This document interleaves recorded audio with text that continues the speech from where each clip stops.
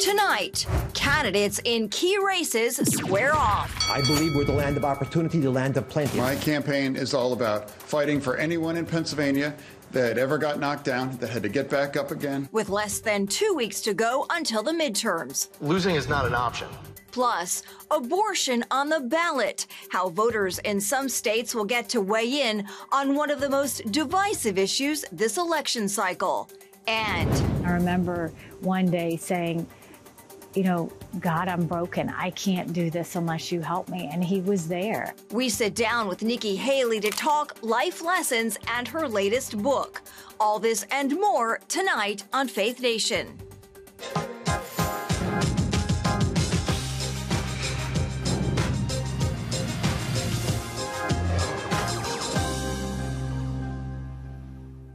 The final countdown to Election Day as candidates in some of the most heated races hit the debate stage. Good evening and welcome to Faith Nation. I'm Abigail Robertson. In Washington, I'm Tara Mergener. Key midterm races are reaching a fever pitch with less than 2 weeks to go before Election Day. Tuesday night, voters heard from candidates firsthand as Pennsylvania's Senate hopefuls and New York's gubernatorial candidates faced off on the debate stage. Both events hit major topics like crime, abortion rights, and the economy. In Pennsylvania, a recent health scare is calling into question one of the candidates' ability to serve. Caitlin Burke brings us a recap. Of the two debates last night, it was the showdown in Pennsylvania that drew the most attention.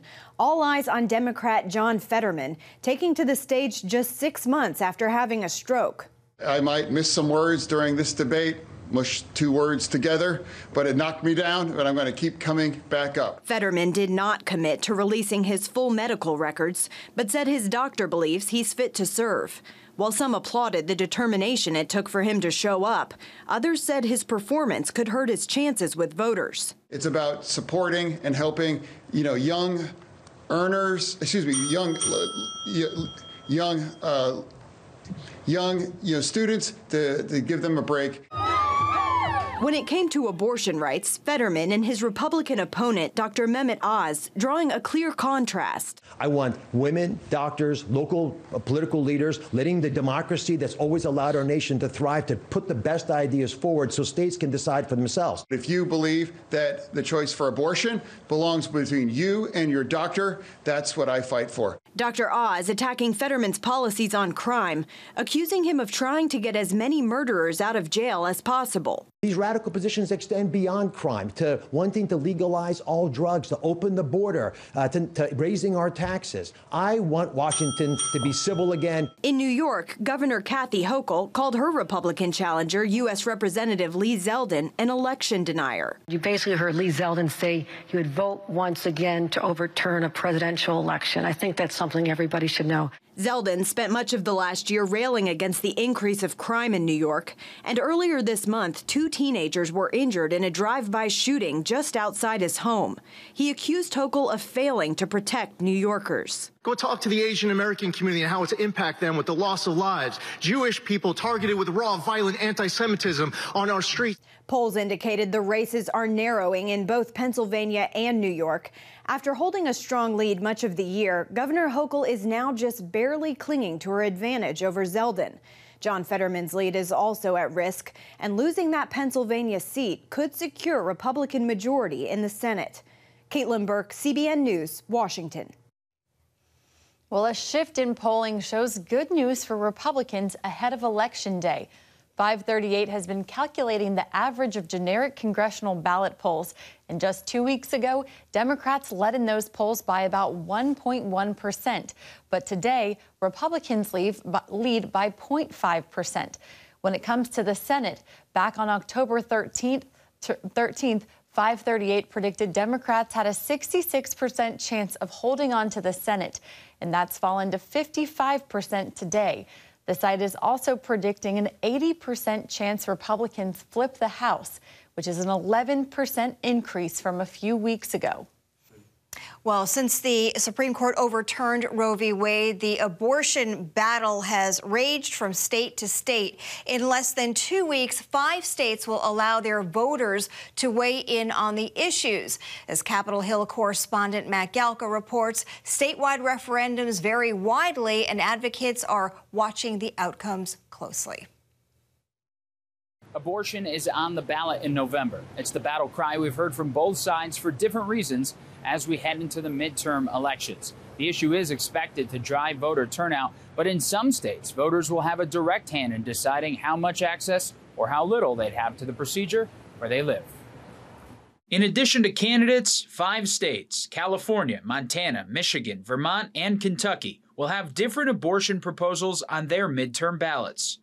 Voters in California, Michigan, and Vermont will decide on whether to have the right to an abortion added to their state constitutions. Kelly Lester with And Then There Were None Ministries says her biggest concern is how regulated or unregulated the procedure might become in some of the states. By removing any restrictions, what is what they want to do in Michigan, it's also what they want to do in California, along with some other things, it basically makes it a free-for-all. And so there will be no inspections of abortion facilities. There will be no mandates on what level of care the women are getting at these locations. And so it really is a very, very dangerous thing. If approved, the Kentucky amendment would stop the state from, quote, securing or protecting the right to abortion or require funding of an abortion. And in Montana, the Born Alive referendum would provide legal rights to infants, including those born alive after an abortion. It could put doctors on the hook for felony charges. We refuse to accept abuse. Following the Supreme Court decision overturning Roe v. Wade, the country saw how abortion could be a political weapon in the midterm election cycle. In August, Kansas voters rejected a proposed amendment that would have limited abortion access in the deeply red state. The Human Coalition's Chelsea Yeoman doesn't believe that result is a sign of things to come. Kansas was a really unique situation where the wording on the ballot was confusing. You had tens of millions of dollars pouring in, Planned Parenthood going door to door. So I don't think that's indicative of American sentiment. I think Americans understand that humans in the womb are alive and that they are human, and overall that some life should be protected. The outcome could end up being a patchwork of rules nationwide because federal proposals on both sides of the aisle regarding the procedure will likely not have enough votes to pass.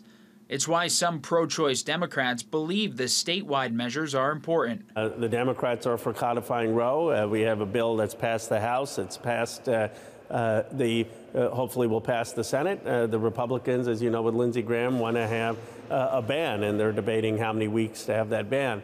Let me say this. I mean, my guess is many of your viewers will disagree with my view on abortion. I think it is a fundamental right for women to make that decision with their doctor. We can agree to disagree, and the question in this country is how can we start having conversations, being true to our ideals and principles, but still finding common ground.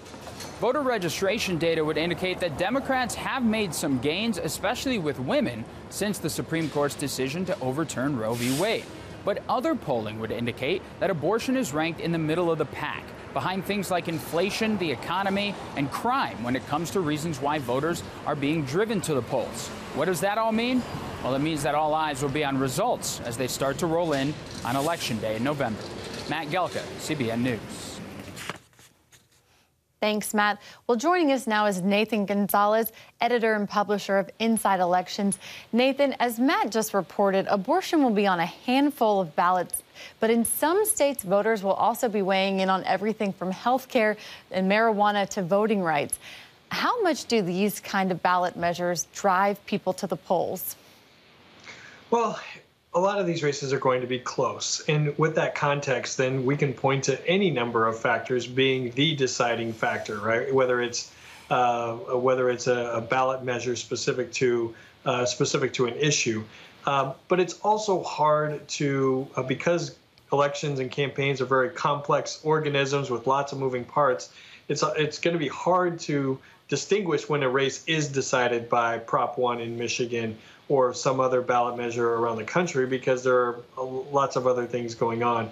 I'll say where it could matter the most, particularly on some of the abortion amendments, is does it drive Democratic base turnout? Right, Republicans don't have a base turnout problem right now because they've been energized for this entire cycle, but Democrats have struggled at times with energy and turnout. And so if it continues to drive up turnout or turn off independent voters, that could help Democrats. But right now, those undecided voters are prioritizing the economy more than abortion access. So let's talk about last night's Pennsylvania Senate debate. The headline in Axios was Fetterman's painful debate. So should last night's performance cause any concern for Democrats? Sure. I mean, it should be concerning in part because this is one of the top 3 Senate races anywhere in the country. I think anyone who watched the debate can't say that Fetterman did well. What I would say, though, is that anytime an event, a big event happens in a campaign, the best thing to do is to take a deep breath and wait, because what we might decide who won or who lost, or what Twitter might decide who won or who lost, what really matters is what the voters of Pennsylvania think. And it's going to take at least a couple of days for it to settle in, for it to get polling data and see, did it resonate? What part of the debate resonated with voters? And so that's what I'm waiting for. And we have to remember that Fetterman came into the debate with a little bit of a lead. Oz has been playing catch up ever since the primary. So is this enough to really bring this to a neck and neck race, or even give Dr. Oz the advantage? We just don't know yet. Mm-hmm. And Nathan, this week we're hearing about statewide Republican candidates who are making some shocking gains in the polls in very reliably blue states. I'm specifically referring to the governor races in New York and Oregon and Washington State Senate race. Now, how likely is it that we see a major upset in one of these 3 races? Yeah, if I'm ranking those, I think Republicans have the best shot in the Oregon governor's race. That race has been tied for months now, in part because there's a strong independent candidate who's lowering the threshold necessary for Christine Drazan, the Republican, to win. Drazan might only need 40% or so to win, and that makes it easier in a blue state such as Oregon. On the others, Washington State with Patty Murray and Tiffany Smiley, that might be 3rd out of the 3 you mentioned. And we're watching New York closely. This race is going to be closer than what people expect. I haven't seen enough data, though, it shows me that Congressman Zeldin is really within striking distance. There's a difference between getting blown out, as Republicans usually do in New York, and winning. And he is kind of floating in that space, close to the path to victory, but can he get over the line to get a majority? So much to unpack here. Great. Nate, thanks so much. We're out of time, but thanks for those thoughts. Well, so much to watch. Thank you. Well, as Israel gears up for another election, the nation's president travels to Washington to meet with President Biden. Details of their meeting next. Welcome back. Relations between the U.S. and Israel taking center stage today.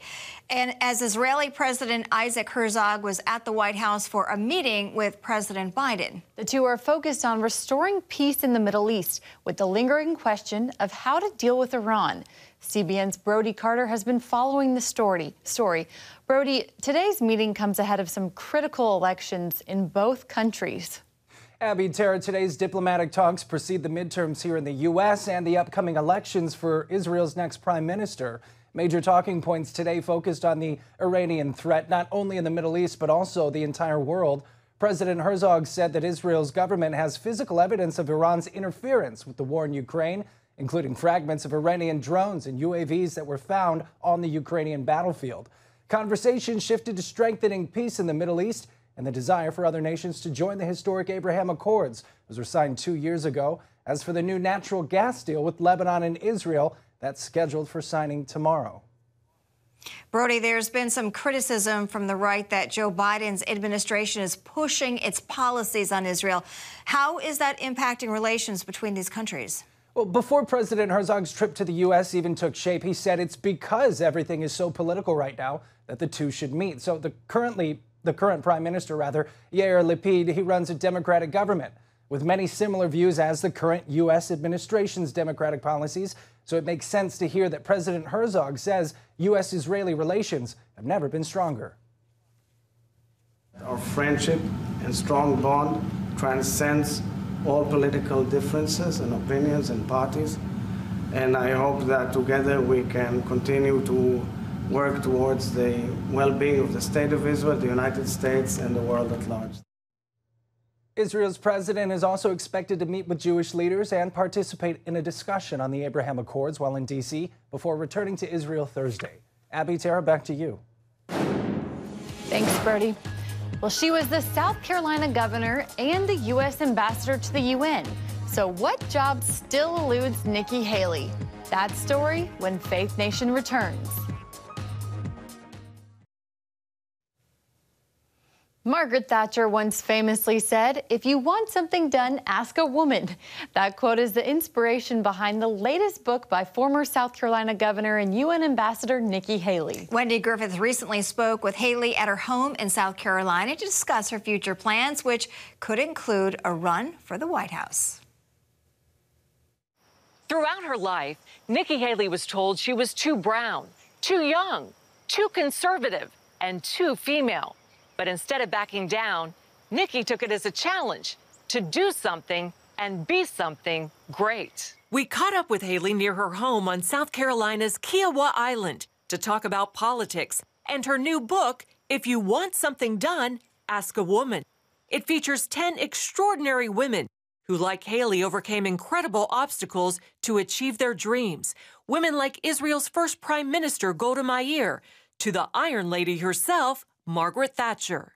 She was a grocer's daughter, and she was one that really believed in herself. That's the lesson from Margaret Thatcher. She loved Great Britain, but she really believed in herself. And she came along when it didn't make sense. She didn't look the part. She didn't act the part. She was made fun of a lot.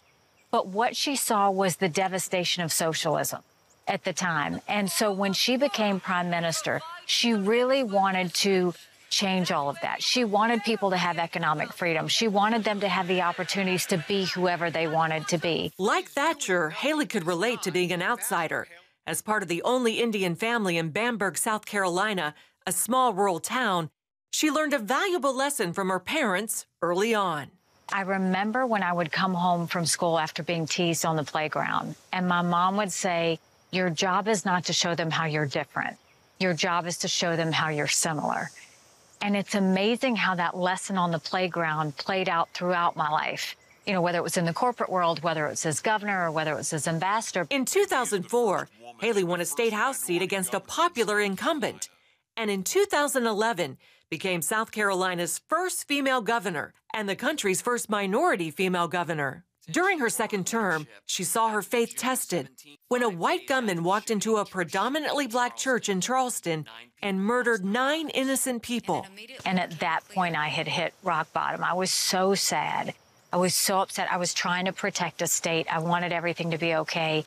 And I remember one day saying, you know, God, I'm broken. I can't do this unless you help me. And he was there. And I look at, even in my most challenging, darkest moments, you know, of any time in my life, that's when your faith grows. I always go back to Joshua, 1:9, be strong and be courageous. Do not be afraid. Do not be discouraged, because God will be with you every step of the way. Then in 2016, President Trump asked Haley to be the ambassador to the United Nations.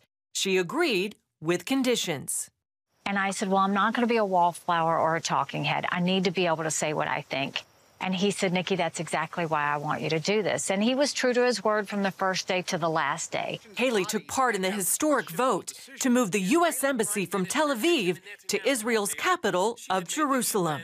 But Jerusalem has always been the capital of Israel. So it was recognizing a truth. And I remember we were sitting in the National Security Council with President Trump, and everybody was telling him why he shouldn't do it. Everybody was telling him that war would break out. Everybody was telling him all the negative things that happened. And there were only 3 of us that day that stood up and said, you need to move the embassy from Tel Aviv to Jerusalem. When the president finally made that courageous step, for me to cast, one of the first American vetoes in years, when the world tried to condemn us for acknowledging a truth. It was a moment of pride for me.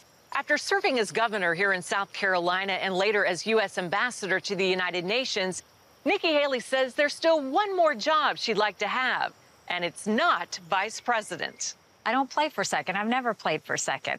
So if I end up running for president, it's to finish the deal. It's to go ahead and do it and to lead in a way that makes America proud, to lead humbly, to lead with strength, to lead with conviction, and to lead in a way that knowing that when America is strong, the world is more safe. In the meantime, she's hitting the campaign trail for fellow Republicans while also running in a different way for herself, something she didn't think she could do. I just decided, well, I'm going to try it. I'm going to try and see if I can run. And I think that running teaches you to be comfortable being uncomfortable. So I ran a half marathon in December, and now running has become such an outlet for me, because when you run, in the mornings, you get your life together, you prioritize, you pray, you think about all the things that are really important. When asked about running for president if former President Trump is in the race, she told me, I think we have to see what he's going to do. I don't think he knows what he's going to do. And so, we'll see in November, and we'll read what the tea leaves are and see what's going to happen. I think right now, America needs someone who's strong, someone who's going to be courageous, someone who's not going to back down from a fight, someone who's got the energy and the stamina to see this through, and someone that knows this is going to hurt before it gets better. And, we deserve that. Our kids and our grandkids deserve that. And it's time. And, sometimes it takes a woman. Wendy Griffith, CBN News, Kiowa Island, South Carolina.